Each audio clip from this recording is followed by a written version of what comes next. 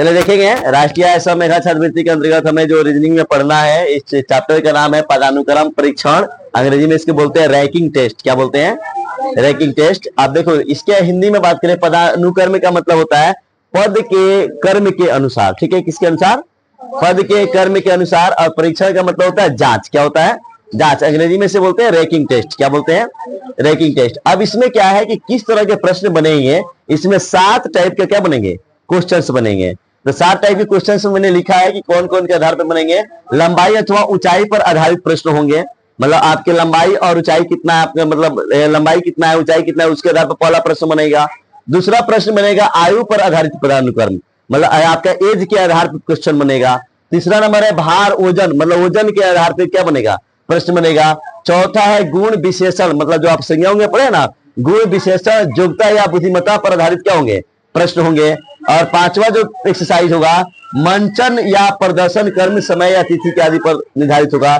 6ठा प्रश्न जो होगा निर्धारित शर्तों पर आधारित, कोई शर्त लगता है ना, उसके आधार पर क्या होंगे? प्रश्न होंगे। उसके बाद आपका 7वां है विविध अन्य प्रकार के पदानुक्रम, मतलब सभी मिक्स मिला के क्या होंगे?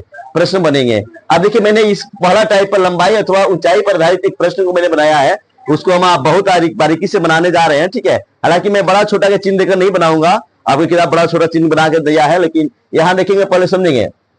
क्वेश्चन को समझ लीजिए। रोहिणी कला से लंबी है लेकिन मालती से छोटी है। क्वेश्चन कह रहा है कि रोहिणी कला से लंबी है लेकिन मालती से छोटी है, तथा सीता रीना से तो लंबी है पर काला जितनी लंबी नहीं है। यदि ये सभी एक पंक्ति में, मतलब एक लाइन में क्या हो जाए, अपनी ऊंचाई के अनुसार खड़ी हो जाए, तो मध्य में कौन खड़ी होगी, मतलब बीच में कौन खड़ी होगी? तो क्वेश्चन के अकॉर्डिंग है ये। पहले हम देखते हैं, आप एक बनाते हैं सारणी। रोहिणी काला से क्या है? लंबी है, मतलब जो रोहिणी है ना, रोहिणी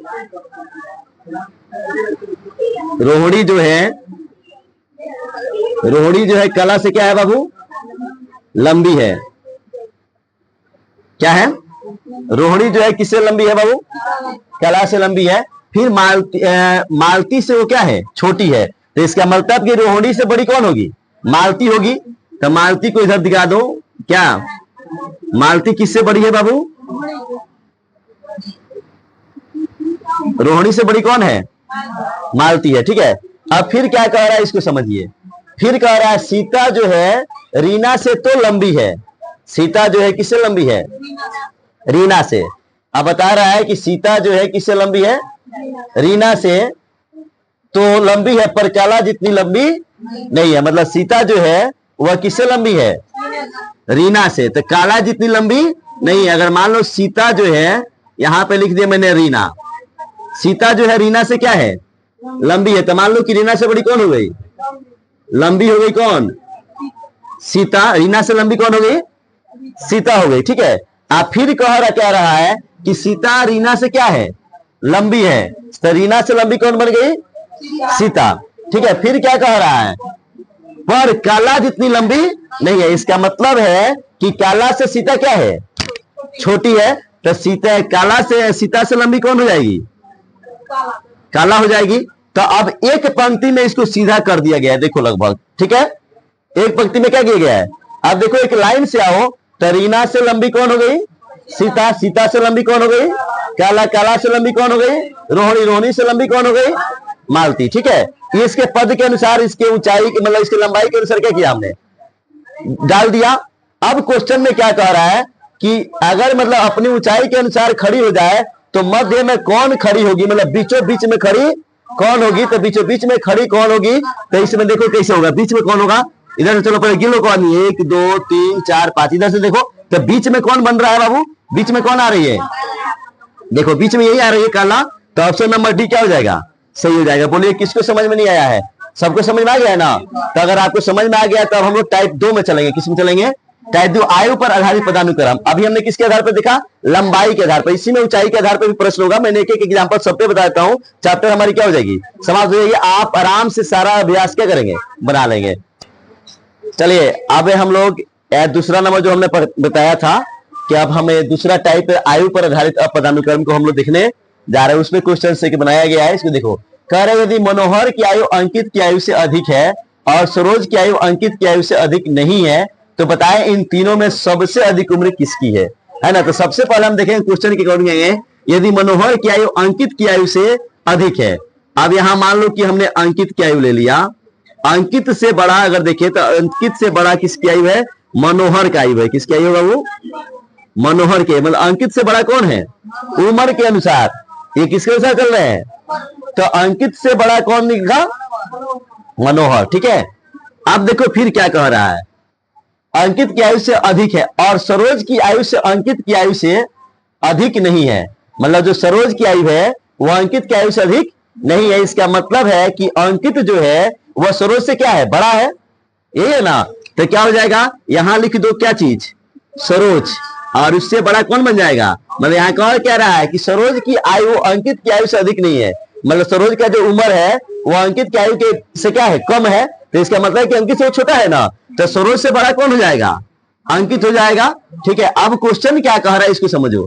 कह रहा है इन तीनों में सबसे अधिक उम्र किसकी है? अब इन तीनों में सबसे अधिक उम्र देखा जाए तो देखो तो सरोज से बड़ा अंकित, अंकित से बड़ा कौन? मनोहर। तो सबसे बड़ा क्या हो जाएगा? मनोहर हो जाएगा। इसमें ऑप्शन बाबू छूटा हुआ है, हालांकि मैं इस ऑप्शन को लिख भी देता हूं, ठीक है ना। यहाँ पे क्वेश्चन में ऑप्शन छूटा हुआ था कि क्या होगा। मान लीजिए कि इसमें यहाँ पे ऑप्शन में दिया है ए नंबर में सरोज, ठीक है, बी नंबर में है अंकित, बी नंबर में है अंकित, और सी में आपका है मनोहर, मनोहर, और डी में आपका है तय नहीं किया जा सकता है, तय नहीं किया जा सकता है। अब देखो तय नहीं किया जा सकता, तो इसमें सबसे बड़ी उम्र देखो तो किसका आ रहा है बाबू? मनोहर का। तो कौन ऑप्शन सही हो जाएगा? मनोहर सही हो जाएगा। बोले किसी को डाउट? चलिए अब हम तीसरा टाइप, चलिए आप देखिए हमारा क्वेश्चन के अकॉर्डिंग हम चल रहे हैं। यहाँ लिखा है सुरेश दिनेश से अधिक भारी है, दिनेश रमेश से कम भारी है, सुरेश महेश से कम भारी है। यदि रमेश महेश से अधिक भारी हो तो सबसे हल्का कौन होगा? ठीक है, तो यहाँ पे सबसे पहला बात यहाँ पे देखिए, ये थोड़ा सा क्वेश्चन में गड़बड़ सड़बड़ मतलब एक घुमाया हुआ है, गड़बड़ तो है नहीं, लेकिन देखिए यहाँ पे क्या है, सुरेश दिनेश से अधिक भारी है। यहां मान लो दिनेश हो गया, ठीक है बाबू। दिनेश से भारी कौन है? सुरेश है, सॉरी, हाँ क्या है?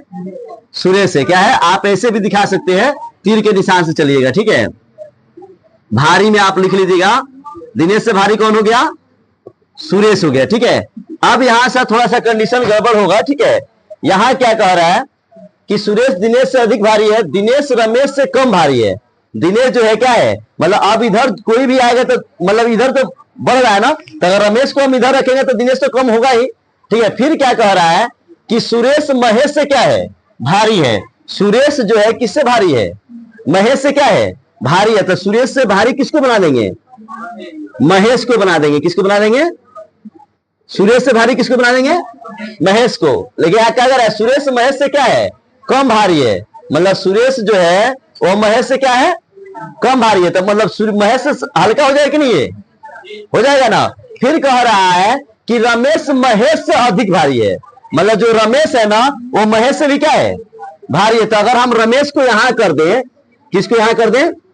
रमेश को, तो रमेश महेश से भारी हो जाएगा कि नहीं हो जाएगा? आप क्वेश्चन के अकॉर्डिंग आप मिलाते चलो कि ये मैच कर रहा है कि नहीं कर रहा है। पहला कह रहा है सुरेश दिनेश से अधिक भारी है, तो सुरेश जो है वह दिनेश से भारी हो गया ना।